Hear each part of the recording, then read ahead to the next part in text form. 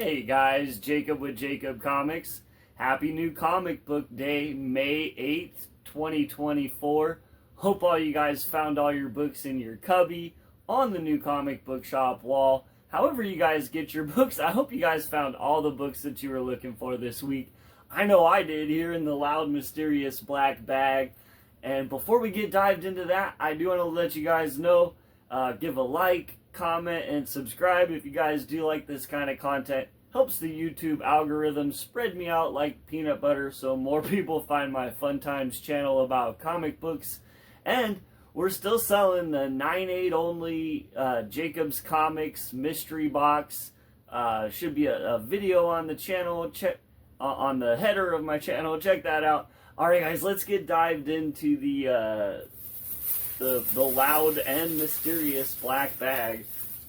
So I got 5 books this week, so we actually got a top 5 to talk about.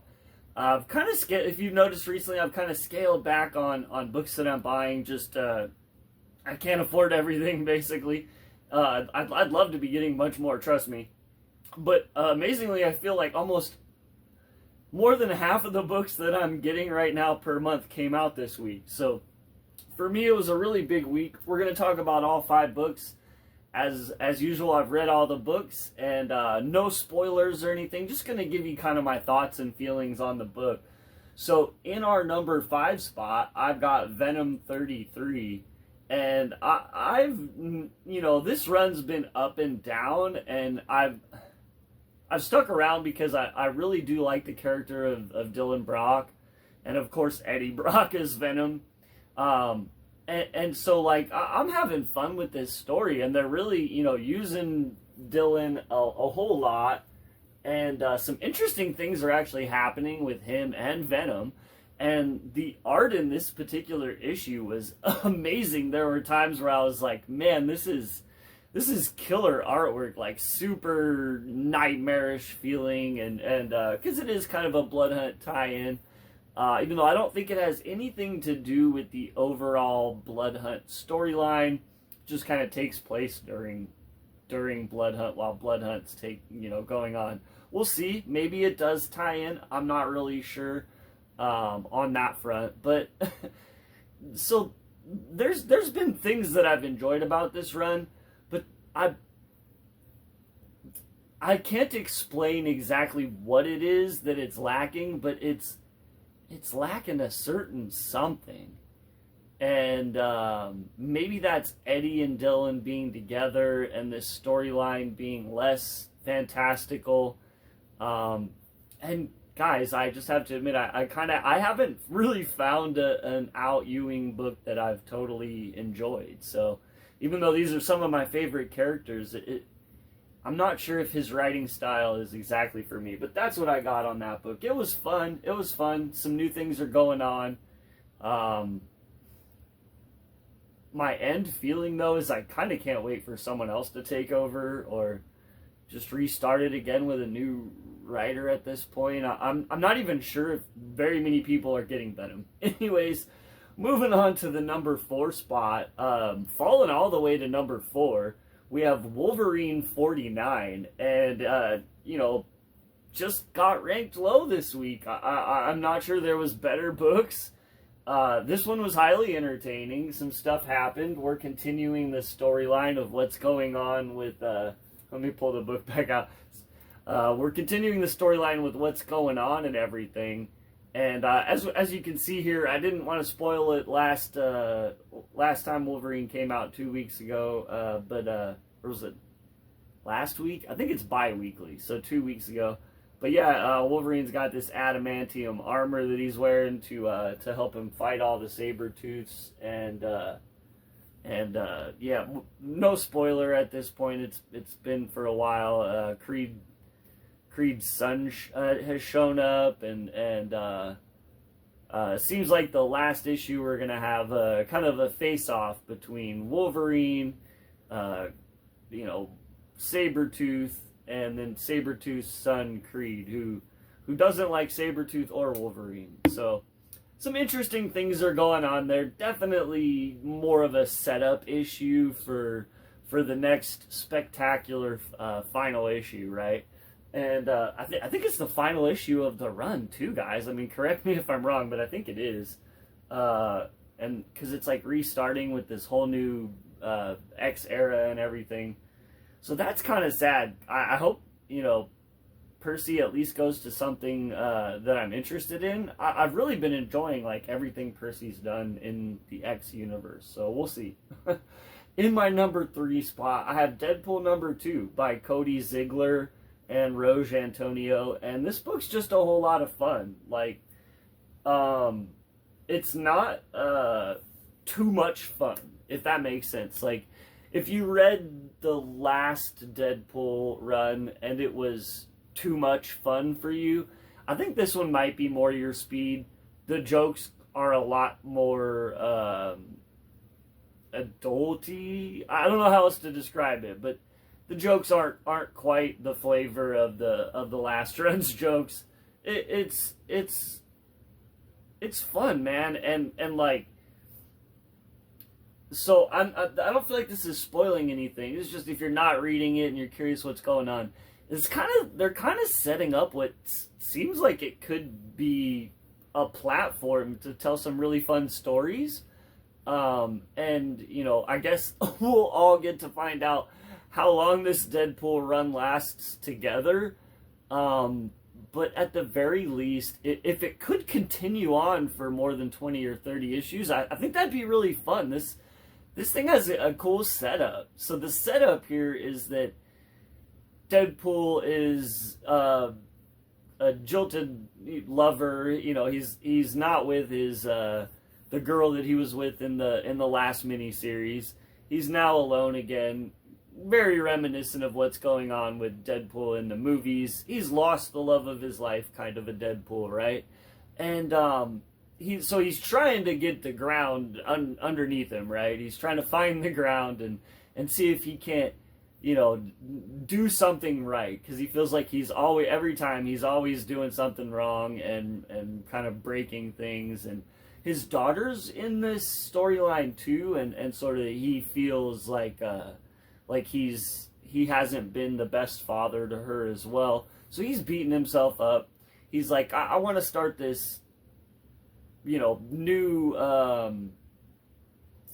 mercenary bounty hunter, you know what I'm saying, squad, and charge people for the use of our skills, right? And I think that in and of itself is interesting.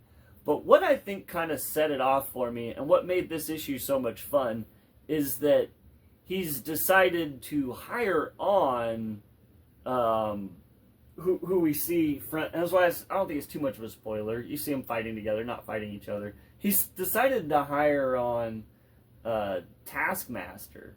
And so that's kind of interesting. And, I don't know if this is how Taskmaster's always been written. I kind of feel like he's always been, able to jabberjaw with the best of them with Spider-Man and stuff. So he's kind of already been that type of character. And they're setting up this really funny, not good cop, bad cop, but this kind of like, mercenary team, cops, good guys, for hire, and the two partners in this are Deadpool and Taskmaster, and they don't fully get along, right? And Deadpool is paying Taskmaster, so Taskmaster's only there because he's getting paid, and right, like, that's a good setup. Watch the hilarity ensue between these two. And it does in this issue. Their first job is a train wreck hilariousness. And yeah, man, I'm having fun with it. Like, I really think this run could be super fun. I don't know. That's my thoughts on it. So number 2 spot, because I really enjoyed, man, the writing on this issue was really intelligent. So we have Amazing Spider-Man 49. It is a Blood Hunt tie-in, and it really definitely delves into at least a portion of the Blood Hunt storyline, and so I believe like Spider-Man, is most likely going to play a big part in the storyline. They sort of tell you at the end of this issue, this is going to continue in Blood Hunt Spider-Man, or Amazing Spider-Man Blood Hunt, which is like a 3 or 4 issue mini. And then, next issue, in issue 50, we're going to go back to the main storyline instead of doing all that within this. But it sets up a really interesting sounding story. And I loved how kind of in the beginning, Spider-Man feels a certain way about this situation. I'm not going to spoil it, but if you've read it, you'll understand what I'm saying. And so I love in the beginning how Spider-Man feels a certain way about a situation, and by the end of the issue, he feels a completely different way about that situation. And I really loved how we got from point A to point B, right? And that was a very human story, and kind of pulled at my heartstrings, and was a little bit surprising for some of the choices that were made through that storyline. And I feel like there will be ramifications from what's happened in this issue later down the road. And so, man, there's just, that's... Can you see now why it landed at number 2 without any spoilers? Really good issue. Had a lot of fun with it. In the number 1 spot, I'm in love with this run. I've seen a bunch of people too, like, kind of review this poorly, and I'm sort of confused by that. I'm just gonna be honest. I'm sort of confused by that. I don't know if we're reading the same story. It's almost hard for me to believe that they're negatively reviewing it because they're actually reading it and care. And I almost feel like, man, this is sort of clickbaity to me. But anyways, that's beside the point. This run is amazing. I can't say enough good things about this run. Just the writing is so darn good. I am enthralled from page to page with the revelations of the story, the way the story's being told, and how it feels so very faithful to the characters and to the situation. And I've been saying this for a couple issues now. This, at the end of the day, fully deserves a full animated movie. Like, this run is that good to me that I don't see why you wouldn't do Failsafe, man. He's cool as heck. This bad guy's super cool, and I don't know what more there is to say. Like, there's a Failsafe movie, or Failsafe arc. I don't know what they would call the movie. I would almost just call it Batman Failsafe. That's a great title for... That would make people kind of curious, like, oh, what's Batman's Failsafe? And that's what the story would deliver. And that's, oh man. And so, I mean, the fact that they're like using the Failsafe character in this absolute power storyline now as well, where it seems as though he's teaming up with Amanda Waller to do some pretty bad stuff, right? I think DC's also seen, like, oh wow, this is a really interesting character. Let's use this character to the fullest before,